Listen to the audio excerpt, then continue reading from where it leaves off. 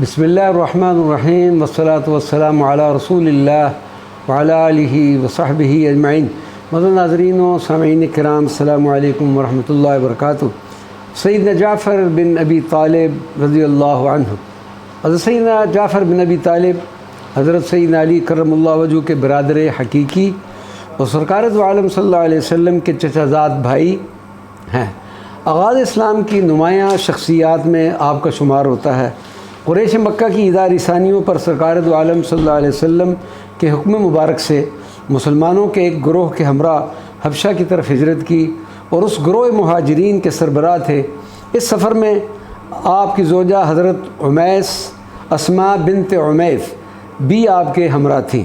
مسلمانوں نے حبشہ کی طرف ہجرت کی تو اس کے کچھ عرصہ بعد مشرکین مکہ نے اپنے نمائندے حبشہ بھیجے تاکہ وہ ان مسلمانوں کو گرفتار کر کے واپس لائیں۔ مشرکین کے نمائندوں میں عمرو بن عاص اور عبداللہ ابن ابی ربیعہ بھی شامل تھے، جو بعد میں مسلمان ہو گئے تھے۔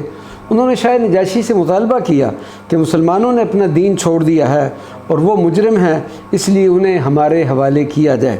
حبشہ کے بادشاہ نجاشی نے مسلمانوں کو بلا کر کچھ سوالات کیے، جن کے انتہائی جرت اور دلیری کے ساتھ حضرت جعفر بن ابی طالب نے جوابات دیے۔ حضرت جعفر رضی اللہ تعالیٰ عنہ کی سن 7 ہجری میں مدینہ منورہ واپسی ہوئی، جب مسلمان خیبر کی جنگ جیت کر آ رہے تھے۔ سرکار دو عالم صلی اللہ علیہ وسلم نے حضرت جعفر بن ابی طالب کو دیکھ کر بہت خوش ہوئے اور فرمایا، معلوم نہیں کہ میں کس پر زیادہ خوشی کا اظہار کروں، جعفر کے واپس آنے پر یا خیبر کے فتح ہونے پر۔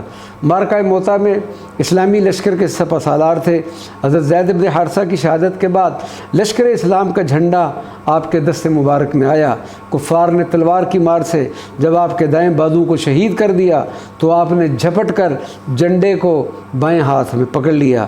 جب بایاں بازو بھی کٹ گیا تو جھنڈے کو دونوں کٹے ہوئے بازوؤں سے تھام لیا اور بالآخر آپ نے بھی اسی معرکہ میں جامِ شہادت نوش فرمایا۔ سیدنا جعفر بن ابی طالب کے جسم مبارک کو جب اٹھایا گیا تو جسم اقدس پر 90 کے قریب زخم تھے، مگر ایک زخم بھی آپ کے بدن مبارک کے پچھلے حصے پر نہیں تھا، بلکہ تمام کے تمام زخم آپ رضی اللہ تعالیٰ عنہ کے بدن کے اگلے حصہ پر تھے۔ سرکار دو عالم صلی اللہ علیہ وسلم نے اس موقع پر ارشاد فرمایا کہ اللہ تبارک و تعالیٰ نے ان کے 2 بازوؤں کے بدلے ان کو 2 پر عطا کر دیے ہیں، جس سے وہ جنت میں جہاں چاہتے ہیں پرواز کرتے ہیں۔ اس حدیث مبارکہ کی روشنی میں آپ کو طیار یعنی تیز اڑنے والا بھی کہتے ہیں۔ حضرت سیدنا جعفر بن ابی طالب کے دوسرے القابات مبارکہ میں ذوالجناحین، طیار اور ابو المساکین بھی ہیں۔ مولا کائنات سیدنا علی کرم اللہ وجہہ نے مختلف مواقع پر اس شعر کو فخری انداز میں پڑھا کرتے تھے، وجعفر الذی یمسی ویضحی مع الملائکۃ ابن امی۔ جعفر جو صبح و شام فرشتوں کے ہمراہ ہوتے ہیں، وہ میری والدہ کے بیٹے ہیں، یعنی میرے بھائی ہیں۔